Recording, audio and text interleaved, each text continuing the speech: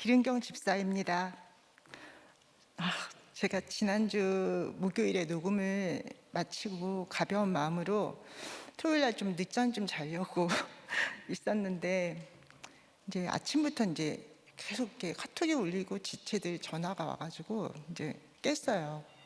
근데 깨고 나서 이제 얼마 안 있다가 예배 담당 목사님께서 전화가 와서 이제 수요 예배 인도를 해야 된다고 말씀하셔가지고 제가 그때부터 아무것도 못했어요. 막 머리가 멘붕이 와서 제가 작년에 했더라고요, 수요 설교를. 그래서 절대 안 시키실 거라고 이제 굳게 믿었었는데 오늘 또 이렇게 이 자리에 이렇게 서게 되었습니다. 2005년에 이제 제가 간증 섰을 때도 이제 다시는 설 일이 없을 거라고 굳게 믿었고, 또 작년에 수요 설교도 그렇게 하고 나서 이제 굳게 믿었었는데, 이제 이렇게 올라오게 하신 건 하나님 또 뜻이 있으신 것 같습니다. 네, 이런 저에게 오늘 이제 큐티 말씀으로 이제 응답을 주셨어요. 하나님께서 이렇게 영화롭게 하는 사람의 그 본분을 이제 깨달아서 구원의 일에 동참하라는 그 명령을 오늘 말씀으로 주셔가지고 제가 하나님의 영광을 위해서 기쁘게 말씀을 전하게 해달라고 오늘 집에서 기도하고 왔습니다. 그러니까 저의 연약함을 불쌍히 여겨주시고 오늘 이제 사자처럼 용감하고 담대한 마음으로 제가 부끄럽지만 저희 삶을 나눌 수 있기를 기도하며 말씀을 나누겠습니다. 오늘 큐티 말씀은 11월 20일 말씀으로 요한계시록 2장 18절부터 29절까지의 말씀입니다. 큐티인 제목은 행위대로 갚아주리라입니다. 담임 목사님 저서 내가 너를 아노라와 2017년 7월 23일 주일 설교 말씀을 참고로 제가 어떻게 환난 가운데 남은 자로 부르시는 하나님의 사랑을 알게 되는 은혜를 받았는지 나누겠습니다. 요한계시록의 그 행위는 복음 증거를 뜻합니다. 이는 앞서 나온 에베소 교회와 관련하여서도 언급한 바 있습니다. 이 행위는 인내, 수고, 믿음, 참음, 사랑 등과 연계되어 언급이 됩니다. 에베소서 2장 2절 내가 네 행위와 수고와 내 인내를 알고 또 악한 자들을 용납하지 아니한 것과 자칭 사도라 하되 아닌 자들을 시험하여 그의 거짓된 것을 내가 드러낸 것과 4절 그러나 너를 책망할 것이 있나니 너의 처음 사랑을 버렸느니라. 에베소 교회가 그러했고 처음 사랑과 처음 행위가 연관되어 동일선상에 있음을 알게 됩니다. 오늘 말씀에 등장하는 두아디라 교회는 소아시아 7교회 중 4번째 교회로 처음 행위보다 나중 행위가 더 많다고 하여 이 역시 사랑, 믿음, 섬김, 인내와 연결하여 등장합니다. 하나님은 에베소서 2장 8절 너희가 그 은혜로 인하여 믿음으로 말미암아 구원을 얻었나니 이는 너희 행위에서 난 것이 아니요 하나님의 선물이라. 이 말씀처럼 믿음으로 구원받는 것이지 행위로 구원받는 것이 아니라는 것을 말씀하십니다. 교회도 인간도 온전치 않아서 누구나 약점이 있지만 구원마저 불안정한 것은 아니기에 오늘 말씀에 등장하는 두아디라 교회에게도 지금 겪는 환난은 로마 황제 도미티아누스 때문이 아니고 약점을 바로잡기 위해서 온 것임을 말씀해 주십니다. 두아디라는 버가모 동남쪽에서 약 64km 정도 떨어진 작은 상공업 도시로 유럽 전도의 효시가 된 자주장사 누디아의 출신지고 로마군의 점령으로 평화를 찾은 뒤 군사도로가 통상로가 되어 무역이 번창해졌습니다. 그러면서 제우스의 아들 아폴로를 도시의 수호신으로 숭배하고 길드를 중심으로 벌어지는 이방 종교의 축제와 제사를 지낸 후 여인들과 질탕한 음란이 벌어지게 되고 거기에 동조하지 않으면 여러 가지 불이익이 주어지는 일들이 생겨나게 되었습니다. 이에 하나님은 두아디라에 대해 각 사람의 행위대로 갚아주신다고 했는데 어떻게 갚아주시는지 나누어 보겠습니다. 첫째, 하나님의 아들이 행위대로 갚아주신다고 합니다. 18절입니다. 두아디라 교회의 사자에게 편지하라. 그 눈이 불꽃 같고 그 발이 빛난 주석과 같은 하나님의 아들이 이르시되, 예수님은 불꽃 같은 두 눈으로 지켜보시고 타협과 부패로 재질이 무거운 두아디라를 빛난 주석과 같은 주님의 발로 한번 밟으시면 남아날 자가 없다고 하시고, 그 예수님을 하나님의 아들이라고 말씀하십니다. 계시록의 교회 중 두아디라에게만 주님이 자신을 하나님의 아들로 표현을 하셨습니다. 그 이유는 그들이 제우스의 아들 아폴로를 신으로 삼고 숭배했기 때문입니다. 오직 경배의 대상은 예수님이라는 것을 알려주시기 위해 하나님의 아들이라고 하신 것입니다. 그래서 일요일이 아니라 하나님의 아들이신 주님의 날, 주일이라고 말해야 합니다. 그리고 이 주일에 우리는 반드시 교회 가자고 해야 합니다. 저는 당대 신앙입니다. 거듭되는 입시 실패로 인해서 힘들어 있을 때 주님을 영접했고, 재수생 큐티 모임에서 나가서 듣도 보도 못한 말씀과 나와 같은 실패를 경험한 또래들의 나눔을 들으면서 나름 평안함을 느꼈기에 제 발로 교회 예배와 큐티 모임에 나가게 되었던 것 같습니다. 저로 인해 온 가족이 예수님을 영접하면서 모든 제사를 폐하고 추도 예배를 드리며 주일마다 함께 예배를 드렸습니다. 저희 어머니와 아버지는 교회 의료 선교회에 한 달에 2번 나가셔서 산간 지역을 다니시면서 봉사도 하시고, 어머니는 교회 소그룹 모임과 큐티 모임에도 나가시면서 행복해 하셨습니다.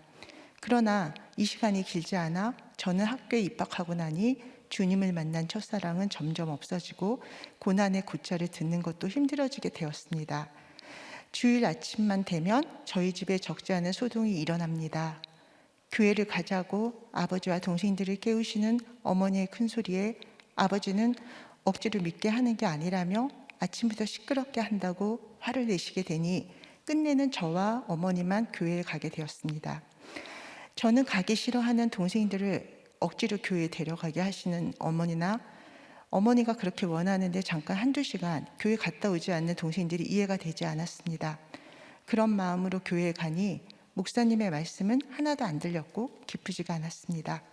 시간이 계속되다 보니 저 역시 주일이 일요일이 되어 쉬고만 쉬고 교회에 어떻게 하면 빠질까 궁리를 하게 되었습니다.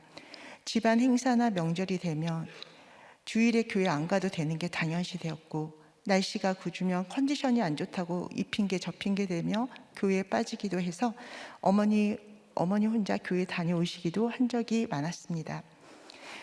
이렇게 주일 성수도 지키지 못하고 온전한 예배를 드리지 못하게 되니 말씀은 당연히 안 들리게 되었습니다. 크고 작은 사건들로 하나님이 사인을 주시면 놀라서 제 발로 큐티 모임에 갔다가 잠잠해지면 다시 찾지 않았던 저였습니다. 한마디로 은혜를 모르는 이기적인 인간이 저였습니다. 이런 저를 하나님은 불꽃 같은 두 눈으로 지켜보시다가 도저히 안 되실 것 같았던 것 같았습니다. 기다리시다가 드디어 큰 환난을 허락하셨습니다. 적용 질문 드리겠습니다. 하나님이 불꽃 같은 두 눈으로 지켜보시는 것을 느끼며 살아가십니까? 주일에 내가 하나님보다 더 중요하게 생각하는 것은 무엇입니까? 예배 드리기 위해 손해보는 적용을 할 수 있나요? 했다면 어떤 적용을 했나요? 둘째, 나중 행위가 처음 행위보다 많음을 칭찬하십니다. 19절입니다. 내가 내 사업과 사랑과 믿음과 성김과 인내를 아노니 내 나중 행위가 처음보다 많도다. 주님을 향한 사업, 행위, 사랑, 믿음으로 섬기며 참고 인내한 행위가 아주 많다고 칭찬하십니다. 제가 우리들 교회에 정착을 하게 된 것은 말씀과 지체들의 섬김 때문이라고 생각합니다. 목사님께서 섬김은 자신에게 책임감이 없어도 보살피고 돕는 종이나 어머니처럼 자기 입맛을 따지지 않고 상대 입장에서 항상 생각하는 것이라고 하셨는데, 전혀 공동체에 들어온 적이 없던 저는 공동체의 지체들의 사랑의 섬김으로 힘을 얻고 일어설 수 있었습니다. 교회에 오자마자 목장에 들어가게 되었고, 남편, 자식, 물질, 질병의 고난을 겪고 계시는 이목벌 되는 집사님들은 저의 고난을 자기의 고난처럼 생각하시며 함께 울어주시고 아파해 주셨습니다. 그동안 우물안 개구리처럼 집안에서 사랑만 받았던 이기적인 저에게 공동체는 한 번도 경험해보지 못한 별세계였습니다. 어떻게 가족도 아닌 남이 내 일처럼 생각하며 시간과 수고를 마다하지 않을까 하고 처음에 의문도 들었었는데, 어머니의 부재로 사랑이 고팠던 저에게 지체들의 사랑은 그야말로 파라칼레오 성령이 안아주심이었습니다. 그런데 하나님은 이런 사랑을 받게만 하시지 않으셨습니다. 거저받은 사랑을 이젠 거저주라고 말씀하셔서 섬기는 자리로 인도하셨습니다. 제가 원래 많은 사람들 앞에 나서는 것을 꺼려하는데 어떻게 하다가 도서 판매를 하게 되고 목자를 하게 되고 그러다 초원직이라는 직분으로 저절로 섬길 수밖에 없는 환경으로 인도하셨습니다. 여러 다양한 사람들을 만나게 되니 제가 사람에 대해서 관심을 갖게 되었고, 체율이 뭔지 몰랐던 저에게 지체의식을 통해 알게 하셨습니다. 적용 질문입니다. 힘든 일을 내 일로 여기며 교회에서 다른 지체들을 잘 섬기시나요? 아니면 힘든 일을 내 일이 아니라며 교회에서 섬기는 것을 기피하시지 않나요? 셋째, 거짓 선지자 이세벨을 용납한 것을 책망하십니다. 에베소 교회는 정통신앙을 유지하려고 처음 신앙을 버렸지만 두아디라 교회는 처음 사랑을 유지하면서 정통신앙을 버렸습니다. 자칭 선지자라고 하며 사람들을 깬 이세벨의 음행을 용납한 것입니다. 하나님은 이 부분에 대해 책망을 하신 것입니다. 20절입니다. 그러나 내게 책망할 일이 있노라. 자칭 선지자라 하는 여자 이세벨을 내가 용납함이니 그가 내 종들을 꿰어 가르쳐 행음하게 되고 우상의 재물을 먹게 하는도다. 19절에 말씀하신 신창거리를 무색하게 하는 매우 심각한 죄라고 말씀하십니다. 이단을 용납함으로 그동안 행한 진리의 행위들이 하루아침에 초토화된 것입니다. 하나님께 택함받은 자는 절대로 갈 수 없는 것이 이단인데 욕심이 가게 만든 것이라고 합니다. 여기서 이세벨은 구약의 이세벨과 동일이는 아니지만 이세벨이라는 별칭이 붙을 만큼 상당히 사람들에게 영향력을 끼쳤다고 합니다. 또 깨어 가르쳤다고 하는데 그만큼 가르침을 잘 받는 것이 중요한 것입니다. 열왕기상 21장 25절 말씀처럼 아합이 아내 이세벨에게 충동되었듯이 세상 모든 걸 갖춘 이세벨이 합리적이고 교묘한 논리로 말씀을 들이대니 사람들이 다 넘어가게 되는 것입니다. 그래서 굉장한 수고가 있던 두아디라 교회도 끝내는 표적신앙을 부추기는 이세벨의 게임에 빠지게 된 것입니다. 세상적으로 모든 걸 갖춘 이세벨을 부러워하는 마음이 우상 숭배이고 표적신앙만 쫓고 가는 것이 이세벨의 음행이라고 하는데, 우리가 신앙생활을 하면서 죄의식 없이 행하고 있는 것들이 아니겠습니까? 말씀과 성경적 가치관이 아니면 이세벨의 게임에 빠질 사람이 없는 것 같습니다. 저는 이 부분에서 저희 돌아가신 어머니가 떠올랐습니다.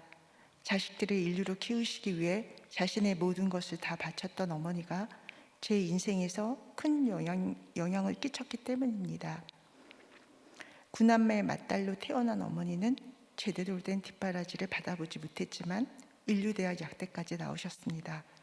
그렇지만 결혼 후 아버지가 병원 개업을 하시게 되면서 약국도 못하시게 되었고 종갓집 맏며느리의 홀시어머니와 대학생 시동생부터 초등학교 2학년 시누이 5까지 돌봐야 했습니다. 거기에 결혼 5년차 때부터 시작된 아버지의 이중생활과 시집살이로 많이 힘들어 하셨습니다. 그러나 어머니는 모든 것을 극복하시고자 시동생 시누이들 교육과 결혼, 저희 3남매의 교육에 온 힘을 쓰셨습니다. 자식들을 유명 사립 초등학교에 입학시키시고 열심히 뒷바라지 하셨는데 경제권이 하나도 없었던 어머니는 저희들 과외비를 아버지께 받아낼 때마다 심한 소리를 들어가며 시키셨습니다. 그럴 때마다 똑같은 자기 자식인데 어머니만 왜 당하셔야 되는지, 당하면서도 과외시키시는 어머니와 교양 없이 욕을 심하게 하는 아버지가 이해가 안 되었습니다. 저는 어머니에게 엄마는 능력도 되는데 왜 당하고 사냐고, 이혼하고 엄마 인생을 살라고 여러 번 말했습니다. 그럴 때마다 저에게 하시는 말씀은 엄마는 너희들 잘 되는 것밖에 없다고, 열심히 공부하라고 하시면서 너희 삼남매 결혼까지 시키는 게 엄마 역할이라고, 내 역할 다 끝나면 이 집에서 나갈 거라고 하셨습니다. 이 말씀이 처음엔 자극이 될 때도 있었지만 그렇게 말씀하실 때마다 저에겐 큰 부담감이 있었고 아버지에 대한 미움만 더해졌습니다. 이런 제가 입시에 여러 번 실패하게 되니 저희 어머니는 헛살았다고 한 달 동안 몸져 누우셨습니다. 그러다가 어느 날 저를 데리고 간 곳이 지금 목사님 댁이었습니다. 예수 안 믿으면 넷은 안 해주신다는 목사님 말씀에 어머니란 저는 주님을 영접하게 되었습니다. 그때 목사님은 저에게 너는 너희 집안의 복의 근원이라고 말씀을 해주셨는데 무슨 뜻인지 몰랐지만 앞으로 잘 되는 일밖에 없나 보다 하고 내심 좋아했습니다. 어머니는 저에게 열심히 교회 다니자고 하시면서 그동안 죽지 못해 산 인생이었다고, 이제는 내 뒤에 든든한 하나님 백이 있어서 편안하다고 하시면서 모든 일을 내 힘으로만 다 해결하고자 열심히 살았지만 인생이 허무하다고 하셨습니다. 그러시면서 우리는 다시 태어난 것이라고, 예수 믿게 한 선생님이 영정 어머니라고 말씀하셨습니다. 영접하기 전에 어머니는 불면증에 소화불량으로 힘들어하셨는데 마음이 편해지셨는지 잘 주무시고 잘 드셨습니다. 저와 어머니가 복음을 받아들이게 되고 그 다음 주는 아버지, 그 다음 주는 할머니까지 영접하게 되는 역사를 하나님은 보여주셨습니다. 정확히 한 달 뒤에 있었던 추도 예배에 목사님이 직접 오셔서 예배 인도하시면서 복음을 전하셨는데 그 당시 20명 전도되었던 친척들까지 다 영접하게 되는 축복도 허락하셨습니다. 하나님은 저희 가족들이 복음을 받아들이신 것을 기뻐하셨는지 그 뒤로 저희 3남매가 입시에 다 합격하게 되었고 어머니와 아버지의 관계가 좋아지면서 집안 분위기가 밝아지게 되고 어머니는 행복해 하셨습니다. 아버지는 그런 어머니 때문이신지 한 달에 2번이나 의료 선교에 나가셔서 힘든 사람을 진료해 주시고 적극적으로 활동도 하셨습니다. 그러나 시간이 지나니 저도 어머니도 주님 만난 첫사랑이 시들해지고 저의 결혼과 남동생의 진로가 막히게 되자 답답해 하셨습니다. 대형교회 권사님이셨던 엄마 친구의 소개로 말씀이 아닌 표적신앙을 부추기는 부흥 강사의 집회도 가시기도 하고 예언 기도해주는 어느 목사님에게 저를 데리고 가시기도 하셨습니다. 지금 생각이 나는데 그 목사님은 저에게 하나님이 주시는 말씀이라면서 성경책을 뒤적거리시며 10개의 성경 구절을 주셨습니다. 매일 읽고 외우라고 하셨습니다.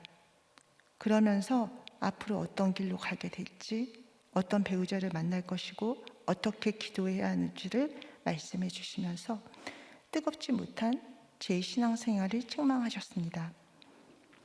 그러시면서 맨 마지막에 어느 기도원에 제 분량만큼 헌금하라고 하셨던 걸로 기억합니다.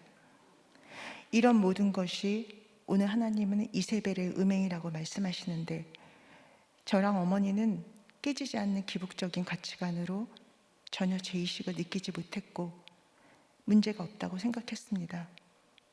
그 목사님 말씀대로 큐티 말씀이 아닌 주신 성경 구절과 기도로 제 원함을 놓고 기도했습니다. 하나님은 내 방식이 아닌 하나님의 방식을 원하시지만 깨어지지 않는 기복신앙 때문에 내 소견에 오른 대로 행했던 것 같습니다. 말씀이 들리지 않으니 내 생각대로 되지 않는 상황에 더욱더 답답해했고 급기야는 안 믿는 친구 따라서 철학관에도 가기도 했고 신내림을 금방 받았다는 무당을 찾아가기도 했습니다. 지금도 그때 일이 생생하게 기억이 납니다. 저랑 나이가 비슷한 무당이 제 등짝을 세게 치면서 어떤 할머니가 너를 보고 울고 있다고, 그러면서 그 무당은 갑자기 할머니 목소리로 착하기만 해서 바보같이 당하고만 산다고 할머니가 지켜준다고 했습니다. 그러면서 신내림을 받으라고 강하게 말하는데 저는 너무 무섭고 두려워서 뛰쳐나온 적이 있습니다. 이렇게 말씀이 들리지 않으니 하나님을 멀리하고 여기저기 기웃거리며 방황을 했습니다. 적용 질문입니다. 나를 깨는 이세벨의 음행과 나의 깨어지지 않는 기복적인 가치관은 무엇입니까? 넷째, 회개를 거절한 것을 책망하시고 행위대로 갚아주십니다. 21절에서 23절입니다. 또 내가 그에게 회개할 기회를 주었을 때 자기의 음행을 회개하고자 하지 아니한도다. 볼지어다 내가 그를 침상에 던질 터이요 또 그와 더불어 간음하는 자들도 만일 그의 행위를 회개하지 않으면 큰 환난 가운데서 던지고 또 내가 사망으로 그의 자녀를 죽이리니 모든 교회가 나는 사람의 뜻과 마음을 살피는 자인 줄 알지라. 내가 너희 각 사람의 행위대로 갚아주리라. 하나님은 행음과 우상숭배로 유혹하는 거짓 선지자 이세벨에게 회개할 기회를 주셨습니다. 주님은 구약의 이세벨에게도 기회를 주셨습니다. 3년 반 동안의 가뭄과 여호와 선지자를 죽이려 하다가 도리어 갈멜산에서 바알 선지자가 다 죽었을 때, 또 오랜 가뭄이 엘리야의 기도로 다시 비가 내렸을 때, 이렇게 3번의 회개할 기회를 주셨는데 그들은 회개하지 않았습니다. 이렇게 사탄에 속한 사람은 아무리 회개의 기회를 주어도 회개를 거절합니다. 결국은 개들이 내 피를 핥으리라는 저주대로 비참한 죽음을 맞았습니다. 애굽 왕 바로도 끝까지 회개를 거부하다가 애굽의 모든 장자가 죽임을 당하고, 유다의 마지막 왕 시드기야도 끝내 회개를 거부하다가 두 눈이 뽑히고 개처럼 결박당하여 바벨론으로 끌려가는, 수치를 당하는 처참한 저주의 말로를 보였습니다. 22절, 그렇게 음행을 저질렀던 그 침대에 하나님께서 던지시니 침상이 병상이 되어 일어나지 못한다 합니다. 회개하지 않으면 큰 환난 가운데 던지시고, 회개하지 않는 자는 물론 그 자녀도 다 죽이신다고 하십니다. 이것이 행위대로 갚아주시는 것입니다.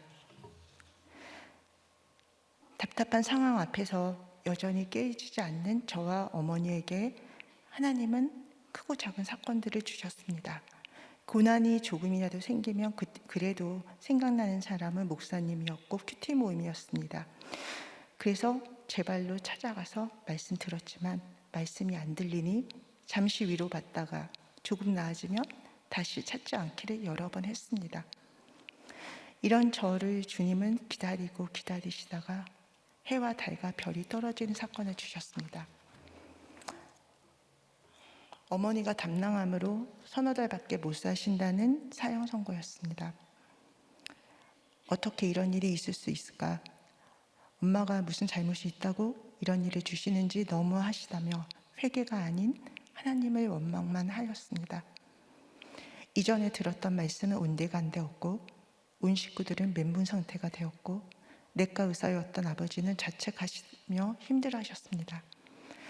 그런데 정작 당사자인 어머니는 서너 달밖에 못 산다는 사형 선고를 담담하게 받아들이셨습니다. 울고 있는 저에게 잠시 이별하는 거라며 천국에서 다시 만나자고 아버지를 부탁한다고 하셨습니다. 아버지는 혼자 살 수 없는 사람이니 배다른 여동생과 그 어머니를 받아들이라고 하시며 주변 정리를 하시기 시작하셨습니다. 그 중에 어머니는 3남매 중에 하나도 결혼시키지 못하고 가는 게 마음에 걸리셔서 얼마 남지 않은 시간에 남동생이 교제하고 있었던 명문대 출신 불신 여자친구와 결혼시키시는데 허비하셨습니다. 이런 어머니를 안타깝게 여기신 목사님은 여러 번 찾아와 주셔서 예수 잘 믿으라는 유언을 가족들에게 남기라고, 그리고 남동생의 결혼은 불신 결혼이기 때문에 절대로 시키면 안 된다고 하셨는데 들리시지 않으셨습니다. 그런데도 목사님은 남동생 결혼식 1시간 전에 찾아와 주셔서 어머니 손을 잡고 등을 두드리시며 불신 결혼시키는 죄를 용서해달라고, 이 집안의 복음이 다시 들어와 돌이키게 해달라고 눈물로 기도해 주셨습니다. 그렇게 기도를 받았지만 지금의 상황에서는 결혼시키는 게 어쩔 수 없는 결정이고 당연하다고 생각했기에 돌이키지 않았습니다. 어머니도 저도 최종 종처지가 구원이 아니었기에 오히려 그렇게 기도해 주신 목사님이 이해가 안 되었습니다. 결혼식이 끝나고 어머니는 급속도로 안 좋아지셔서 암 선고 후 넉 달도 안 돼서 돌아가셨습니다. 어머니는 사랑하는 며느리 누구누구에게 이 책을 드립니다 라고 자신의 손때 묻은 성경책 맨 앞장에 큰 글씨로 써서 올케에게 남기셨는데, 안 믿는 올케는 장례식 때 그 성경책을 부둥켜 안고 울면서 열심히 교회 다니겠다고 했습니다. 그러나 장례식이 끝나고 온 가족이 교회에 인사 가는데도 가기 싫어했고, 여행 다니는 걸 좋아했던 올케는 교회 다니는 문제도 남동생과 심하게 다투었습니다. 저는 저대로 어머니의 돌아가신 사건이 해석이 안 되어 하나님을 멀리했습니다. 하나님보다 의지했던 어머니의 부재로 홀로 서게 해야 하는 저로서는 모든 게 두렵고 죽을 것 같았습니다. 인생의 목적도 없었고 세상적으로 잘 먹고 잘 사는 게 오로지 다라고 생각했던 저에겐 절망의 시간이었습니다.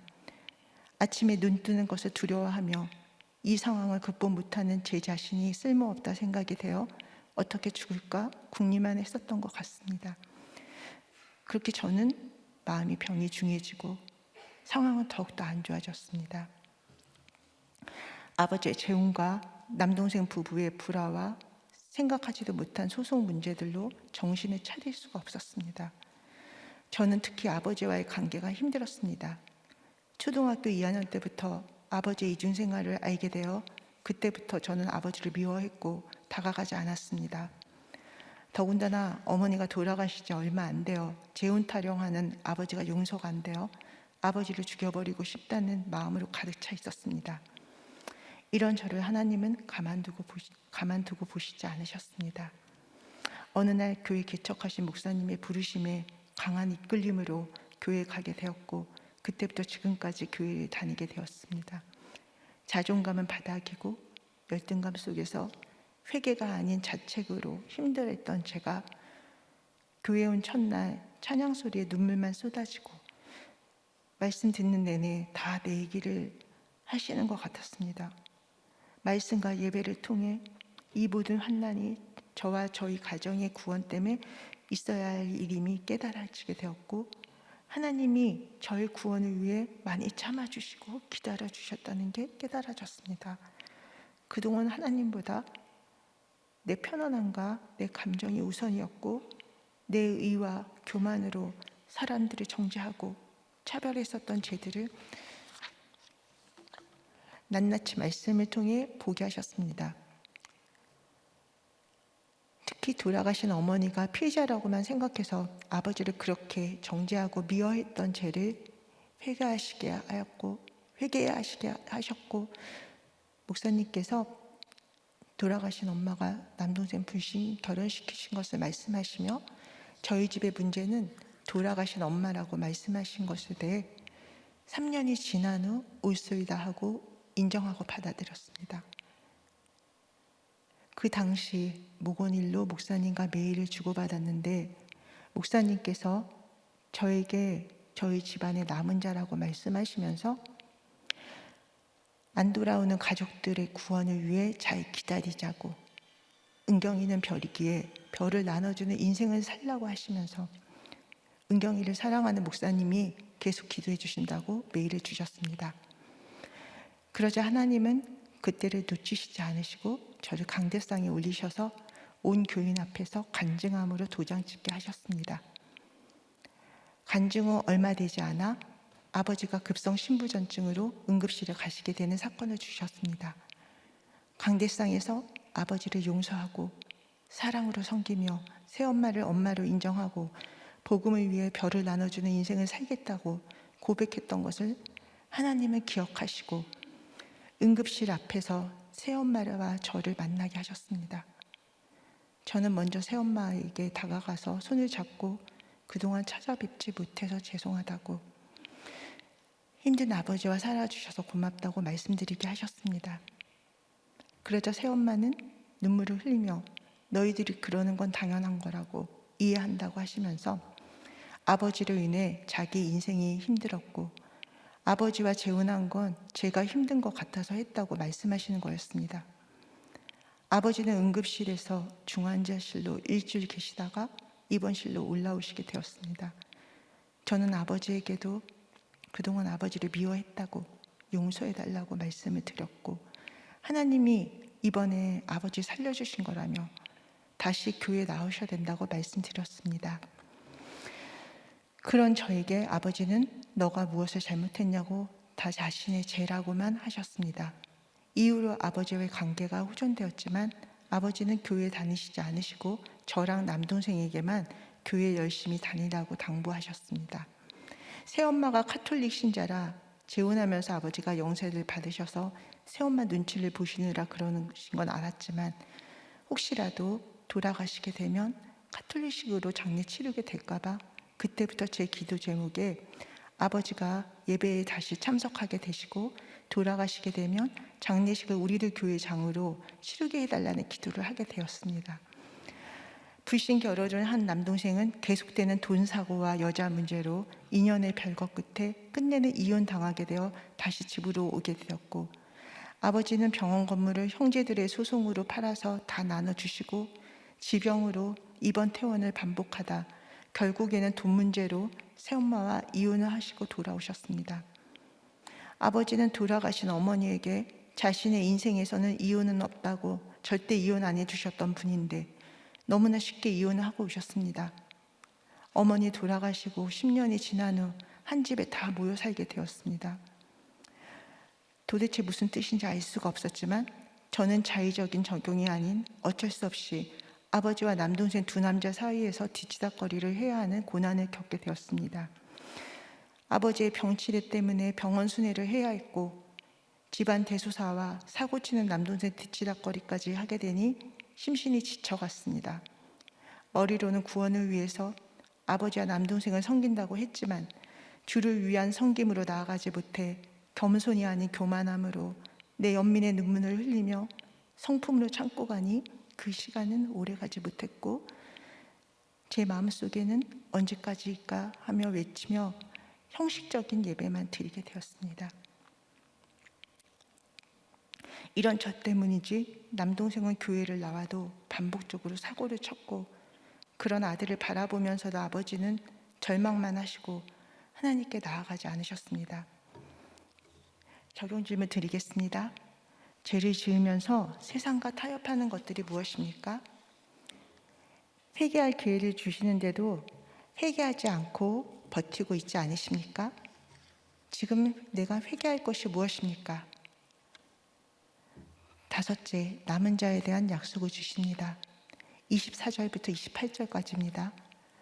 두아디라에 남아있어 이 교훈을 받지 아니하고 소위 사탄의 깊은 것을 알지 못하는 너희에게 말하노니 다른 짐으로 너희에게 지울 것은 없노라.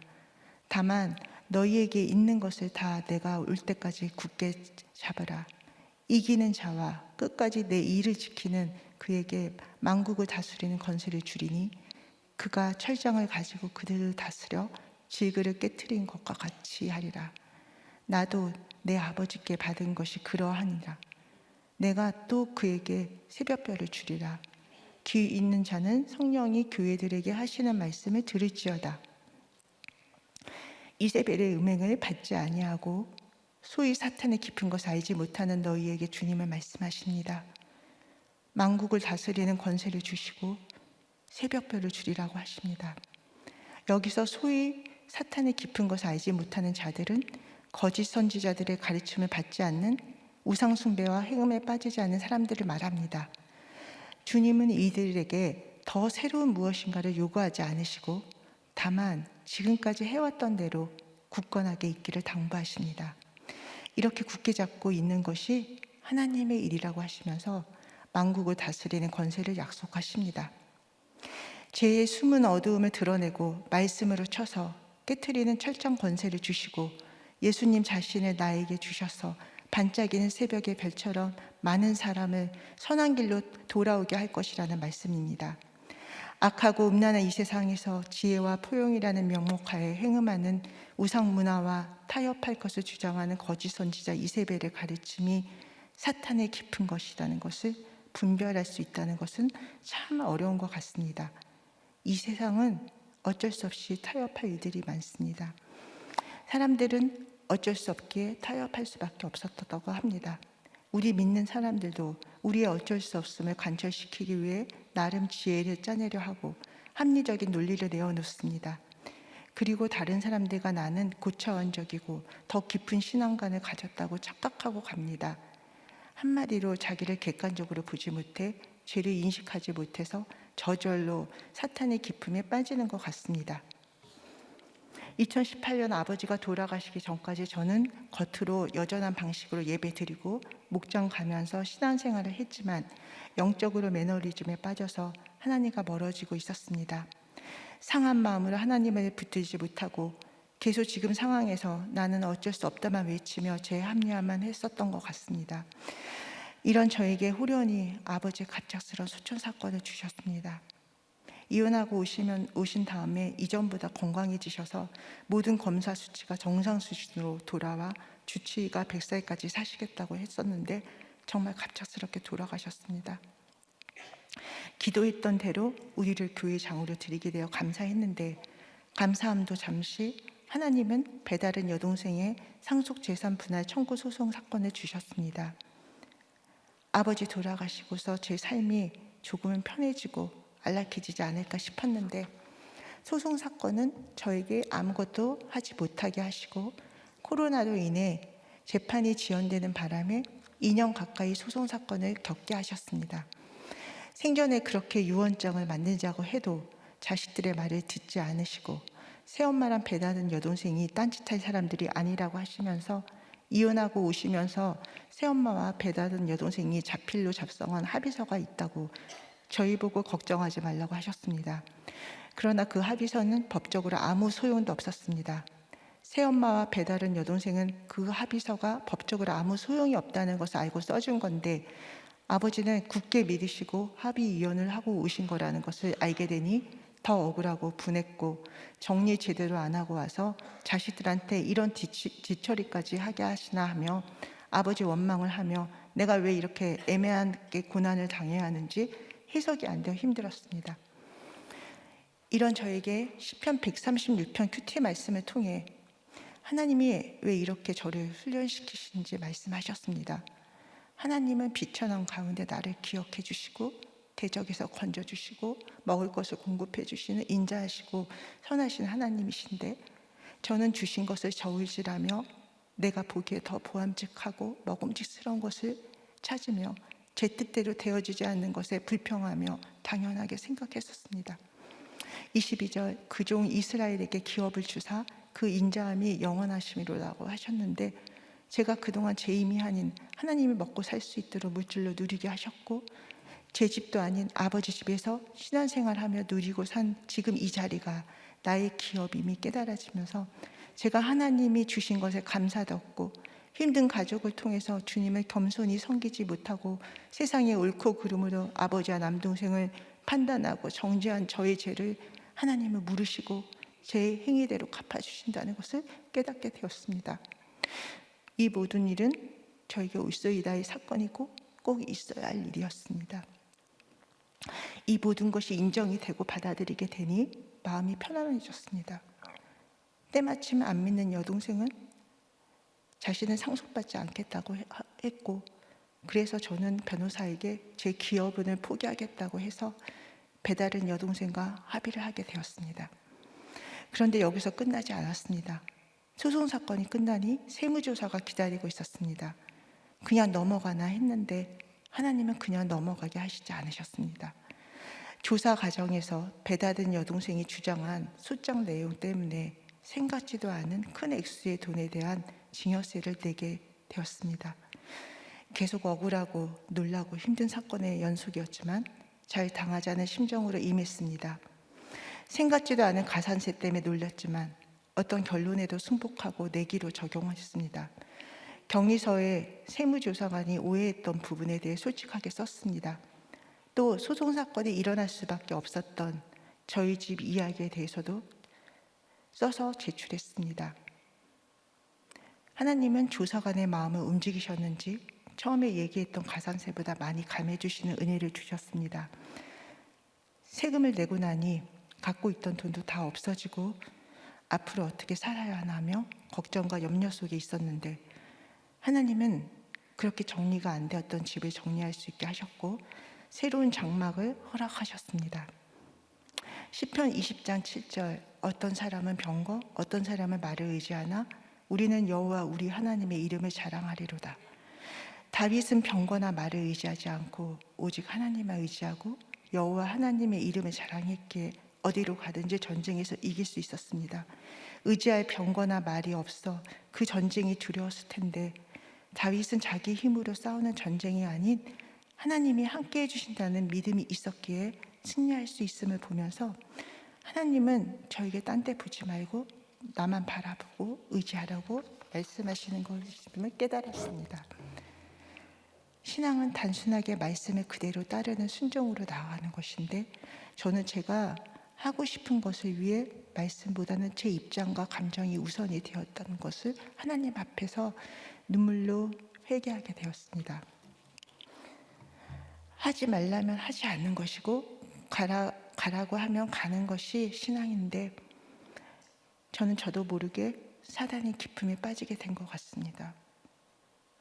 이런 저에게 남은 자라고 불러주시고 회개케 해주시는 하나님의 무한하신 사랑 앞에서 제 옆에 가족들의 남은 부분을 보고 그들의 구원을 위해 잘 죽어지고 갈 수 있도록 기도합니다. 적용 질문입니다. 죄를 지으면서 세상과 타협하는 일은 무엇이고 말씀으로 깨트려야 할 세상 가치관은 무엇입니까? 나도 모르게 빠지는 사탄의 깊은 것이 있으십니까? 있다면 무엇입니까? 말씀을 맺겠습니다.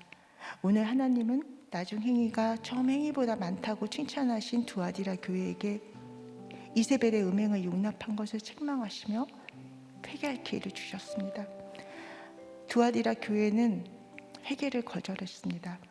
이렇게 거절을 하니까 하나님은 침상이 병상이 되어 일어나지 못하게 되고 환난을 주시고 그 자녀까지 다 죽이신다고 하시며 너희 행위대로 갚아주신다고 합니다. 그러나 힘든 삶의 터전에서 복음을 굳게 잡고 가는 남은 자들에게 죄를 깨트리는 철장 권세를 가지고 새벽별의 영광을 가진 사명자로 설 것이라는 약속의 말씀을 주셨습니다. 환난 속에서 우리를 남은 자로 불러주셨듯이 내 옆에 사람들의 남은 부분이 있음을 믿고 그들의 구원을 위해 끝까지 맺히고 가는 사명자의 역할을 잘 감당할 수 있도록 기도합시다. 네, 기도하겠습니다. 사랑이 많으신 하나님 아버지, 남편과 자식을 위해 겸손과 눈물과 인내로 섬기다 가신 어머니의 인생을 정답이라고 생각하고 신앙생활을 해도 여전히 가족을 내려놓지 못하고 인생의 최종 중처지가 구원보다 행복이었던 저에게 말씀으로 부르시고 말씀의 공동체로 인도해 주셔서 감사합니다. 부족하고 연약해서 쓸모없는 인생이라 생각하며 내 앞에 고난 앞에서 회개가 아닌 제 합리화만 하며 주신 사명의 자리를 피하고 죄와 타협하며 세상 인정을 구한 저의 죄를 용서하여 주시옵소서. 이제는 주께 칭찬받는 것을 최고의 복이라고 생각하고 주신 말씀을 깨닫고 끝까지 붙들고 갈 수 있도록 주님 도와주시옵소서. 또 이런 나를 버리시지 않으시고 남은 자라고 붙들어 주신 하나님의 사랑을 깨닫고 내 죄를 회개함으로 철장 권세와 새벽별의 영광을 누리기를 원합니다. 그래서 예수님을 알지 못하는 내 옆에 사람들에게 십자가 복음을 전하고 갈 수 있는 사명자로 세워주셔서 그들에게도 동일한 은혜가 임하여 함께 마지막 종착지를 갈 수 있도록 도와주시옵소서. 코로나로 인해 흐트러지는 우리의 예배를 회복시켜 주시고 목장 공동체를 통해 날마다 우리의 죄를 고백하고 연약함을 나누고 갈 수 있도록 도와주시옵소서. 담임 목사님 영육간의 강건함으로 붙들어 주셔서 강에서 바다로 흘러가는 구속사의 말씀 사역에 열매가 맺히고 그 사역에 기름 부어 주시옵소서. 그리고 함께 사역하시는 사역자님들에게도 동일한 은혜를 주시길 기도합니다.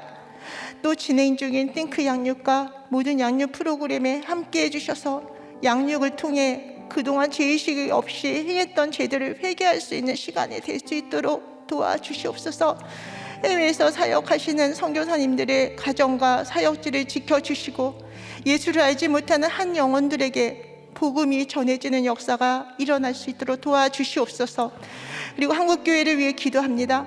한국교회가 주께서 명하신 것을 듣고 잘 인내하고 갈 수 있도록 도와주시고, 위드 코로나 시대를 맞이하여 성도들이 개인 방역을 잘 지켜서 예배와 소모임에 방해받지 않도록 도와주시옵소서. 나라를 위해서 기도합니다. 나라의 근간을 흔들고 인구 절벽을 재촉하는 낙태 허용 법안과 차별금지 법안이 통과되지 않도록 도와주시고, 하나님을 두려워하고 국민을 두려워하는 지도자를 세워주셔서 하나님의 법을 굳게 잡고 갈 수 있는 나라로 세워주시옵소서. 이 모든 말씀 살아계신 예수님 이름으로 기도합나이다. 아멘. 네, 우리 함께 십자가의 전달자 찬양 부르며 함께 기도하는 시간 갖도록 하겠습니다.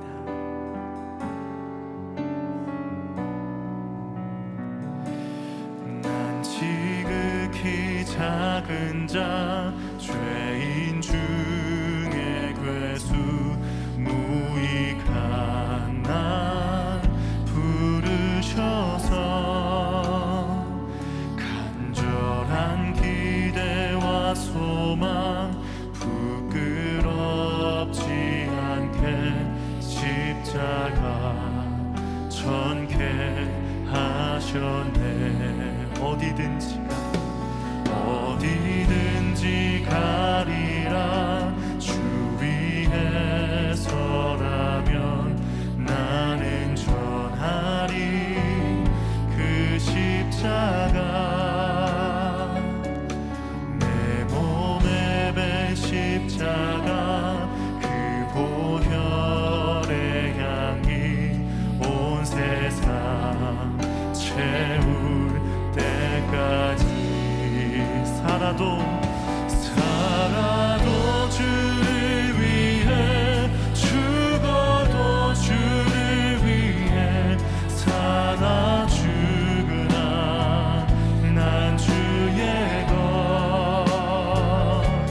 십자가의 능력, 십자가의 소망 내 안에 주만 사시는 것. 난 지극히 작은 자, 죄인 중에 괴수, 무익한 날 부르셔서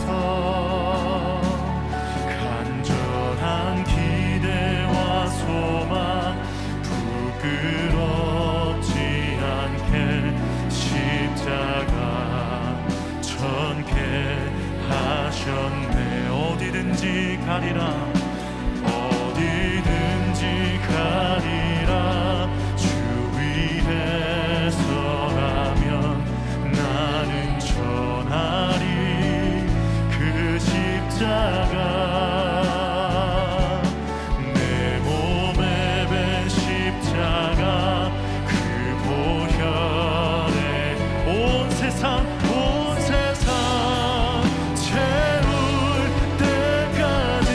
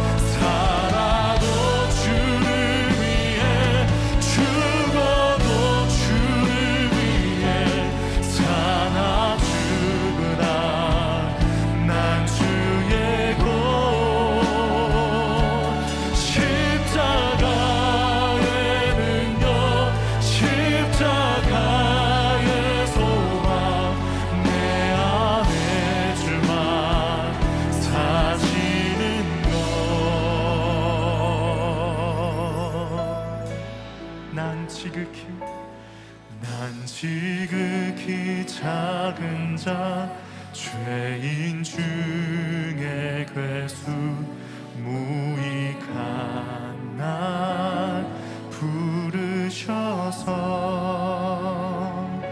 간절한 기대와 소망 부끄럽지 않게 십자가 전케 하셨네.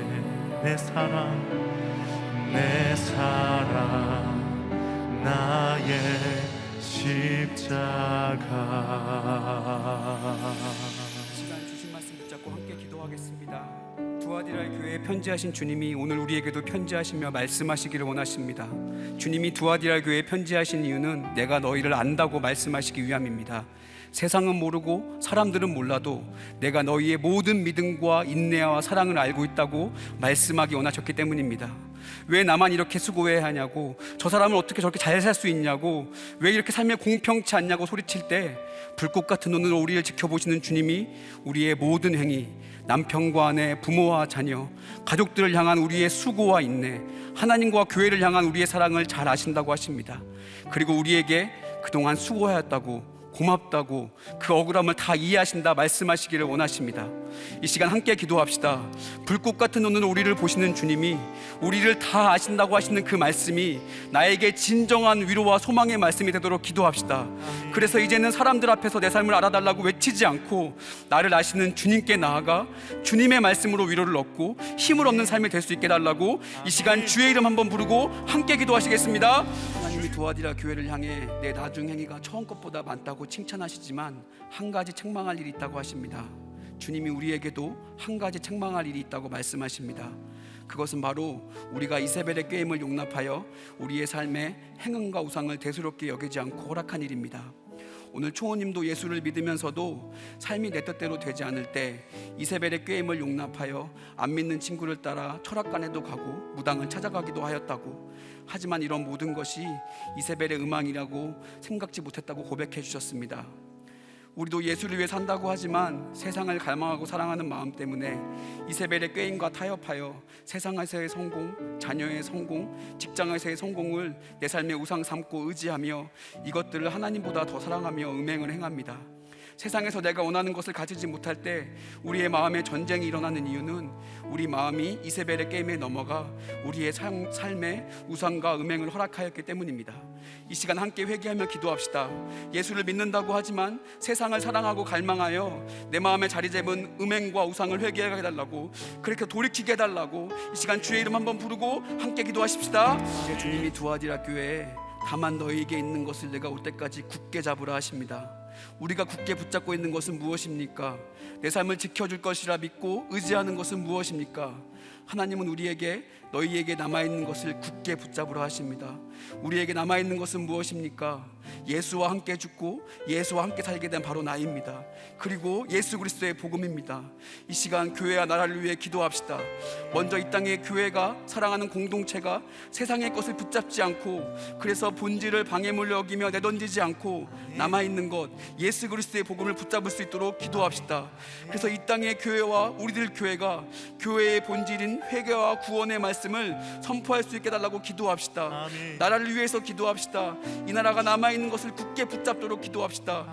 주님, 이 나라를 국률에 여기셔서 동성결혼을 합법화하려는 건강가정기본법 개정안이 통과되지 않도록, 태아의 생명을 보호하는 법이 제정되도록, 그래서 이 나라가 말씀의 규례를 지키는 나라가 되며 이 나라의 유정자들이 하나님을 경외하고 성령의 결정을 할 수 있게 달라고, 남아있는 것을 굳게 붙잡는 한 사람이 지도자로 세워지게 달라고 이 시간 교회와 나라를 위해 주의 이름 한번 부르고 함께 기도하시겠습니다. 주님, 예수를 위해 산다고 하였지만 이세벨의 꾀임과 타협하여서 제 마음에 우상을 놓고 행음하는 것을 하나님 부끄러워하지 않은 죄인입니다.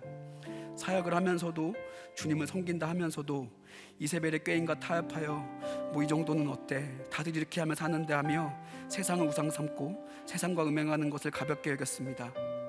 죄인 중에 괴수이고 무익한 내가 하나님을 사랑하여 시작하였는데 이제 이세벨의 꾀임에 넘어가 어느새 사람의 인정과 칭찬을 위해 사역하는 것을 당연하게 여기며 첫사랑을 잊어버리고 차지도 뜨겁지도 않는 미지근한 인생이 되어 주님이 토하여 버리시겠다고 하는 지경까지 이르게 되었습니다. 십자가를 쥐기 위해 사역하는 것을 어리석게 여기며 사역 자체를 우상 삼고 세상 성공과 음행하였습니다. 이렇게 세상을 갈망하고 사랑하는 나 때문에 예수를 믿지만 세상에서 내가 원하는 것을 가지지 못할 때 저의 마음에 전쟁이 일어납니다. 주님 이런 저를 불쌍히 여기시고 주님이 인내하시고 기회를 주실 때 돌이킬 수 있도록 긍휼히 여겨 주시옵소서. 하나님 이 나라를 불쌍히 여겨 주십시오. 이 나라가 분열과 갈등에서 남아있는 예수 그리스도의 복음을 붙잡기를 소망합니다. 건강가정기본법 개정안을 막아주시고 평등법을 막아주시옵소서. 태아생명보호법이 제정되게 하사 이 나라가 주의 말씀의 규례대로 살 수 있도록 역사하여 주시옵소서. 담임 목사님의 영역을 강건하게 하시고 모든 문서와 방송사역 가운데 기름 부어 주옵소서. 선포되는 말씀을 통해 한국교회가 남은 것을 굳게 붙잡는, 회개와 복음의 말씀을 굳게 붙잡는 은혜가 있을 수 있도록 역사하여 주시옵소서. 열방에서 복음을 위해 수고하시는 선교사님들을 지키시고 보호하여 주시옵소서.